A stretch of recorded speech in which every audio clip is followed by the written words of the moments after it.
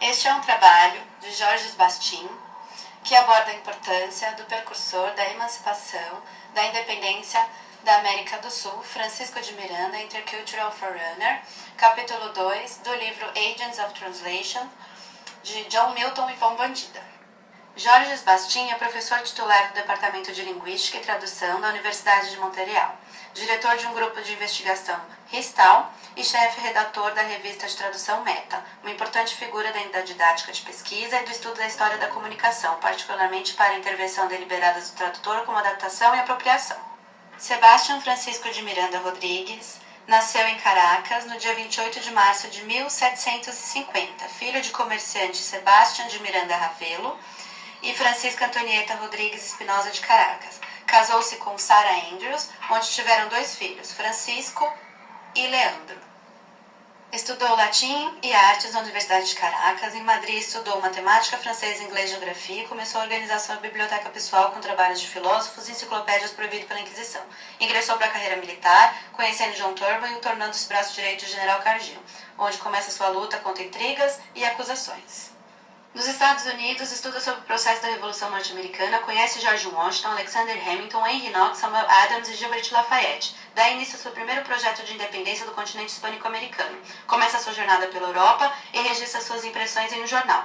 Torna-se favorito pela Caterine II na Rússia e é recebido pelo rei Gustavo III na Suécia. Autoridades espanholas começam a notar Miranda e propõem sua extradição. Miranda continua sua viagem usando pseudônimos diferentes. Na Inglaterra, apresenta seu projeto a William Pitt e Lord Grenville. É reprimido, retorna a Paris, estabelece forte relacionamento com Field Marshal e torna-se homem de confiança do general Dumouriez, do Exército do Norte. É o único latino-americano a ter seu nome no Arco do Triunfo. Em 1799, Bernardo O'Higgins publica a Carta aos Espanhóis Americanos do escritor Viscardo Guzmão. Em 1800, nascem os filhos de Miranda, Leandro e Francisco. Em 1805, Miranda nomeia John Thurman e Nicolas Gonzaga seus ideais. Vai para Nova York visitar Thomas Jefferson, que não pode dar suporte à sua expedição Leander para o Haiti. Em 1806, Miranda define a bandeira da Venezuela, que é hasteada na embarcação Leander. Reorganiza seu exército, toma o forte e hasteia a bandeira. Napoleão invade a Espanha e a Inglaterra vai dar apoio contra a França. Bolívar, Mendes e Belo dão início à separação da Venezuela da Espanha. A independência foi declarada em 15 de julho de 1811 e após o terremoto, o Poder Executivo nomeia Miranda general da Confederação Venezuelana. Miranda nomeia Bolívar comandante militar de Porto Cabelo, mas o capitão Monteverde invade Valência. Pedro Antônio Leleus envia registro de Miranda a Curaçao e um grupo de soldados civis, incluindo Bolívar e Miguel Peña, prende Miranda. Em 1814, a Brigada Espanhola leva Miranda preso na Quatro Torres, Castelo de la Carraca, levando à morte na noite de 14 de julho de 1816. Além de latim e grego, falava espanhol, francês, inglês, italiano, alemão, português e dominava bem o árabe. Suas escritas eram caracterizadas pela interferência linguística. Interessou-se por política, filosofia e assuntos militares, artes como pinturas, esculturas, monumentos históricos, teatros, música, dança e ópera, e foi o primeiro americano hispânico a defender os direitos políticos das mulheres. Juan Pablo Viscardi Guzmán, escritor jesuíta, nasceu no Peru no dia 26 de junho de 1748. Autor da famosa Carta aos Espanhóis Americanos, estudou no Royal College of Nobles de São Bernardo, em Cusco. Em 1767, rei Carlos III ordenou a expulsão dos jesuítas na Espanha e seus domínios. Preso e levado para Lima, desembarcou na Espanha. Morreu em Londres 10 de fevereiro de 1798. Tinha esperança que os britânicos ajudassem na independência. Doente e empobrecido, ele morre em 1798. Viscardo deixa seus papéis com Rufus King, que entrega a Francisco de Miranda. O sentimento emancipador contra o regime espanhol se espalhou no continente americano.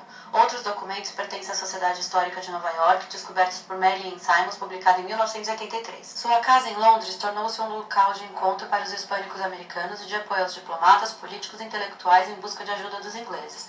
Pedro José Caro e Antônio Narinho, tradutor da Declaração dos Direitos dos Homens e Cidadãos, José Leopoldo Sucre, Manuel José de Salas assinaram o Ato de Paris para alcançar a independência e apoio da Inglaterra e dos Estados Unidos. Miranda ainda apoia O'Higgins em seu decálogo Conselho de um Velho Sul-Americano para um Jovem Patriota, a William Thompson, jornalista da revista Registro Anual, José Maria Vergara, Fernando Penhalver e Francisco Zé em emissão diplomática colombiana.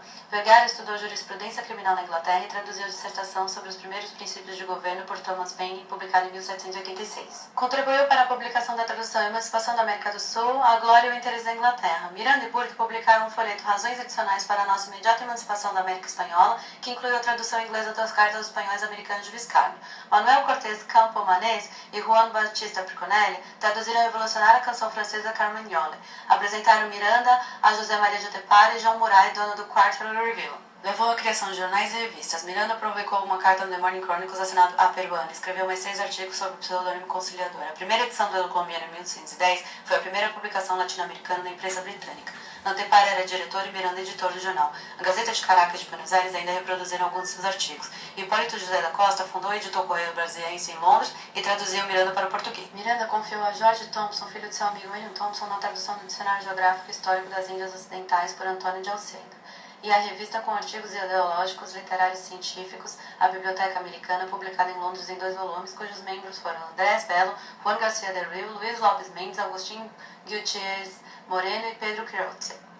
Bello e Del Rey dirigiram o Repertório Americano, um jornal culto com propósitos científicos e literários, com textos originais e traduções como Catecismo, de Ackerman, com a colaboração de Blanco White, Ivanhoé e o Talismã, de Sir Walter Scott, Teologia Natural, de William Paley, e Ensaios sobre o Homem e Epístolas, por Alexandre Pope. Da perspectiva dos estudos da tradução, Miranda encarna o próprio modelo de tradutor politicamente comprometido e agente de tradução que vê a tradução como uma arma de emancipação e, portanto, não hesita em manipular o original, adicionando ou subtraindo do original o que ele considera relevante ou irrelevante para os seus leitores. De acordo com Bello, nem mesmo seus inimigos ousaram negar sua extraordinária superioridade de iluminação, experiência e talento.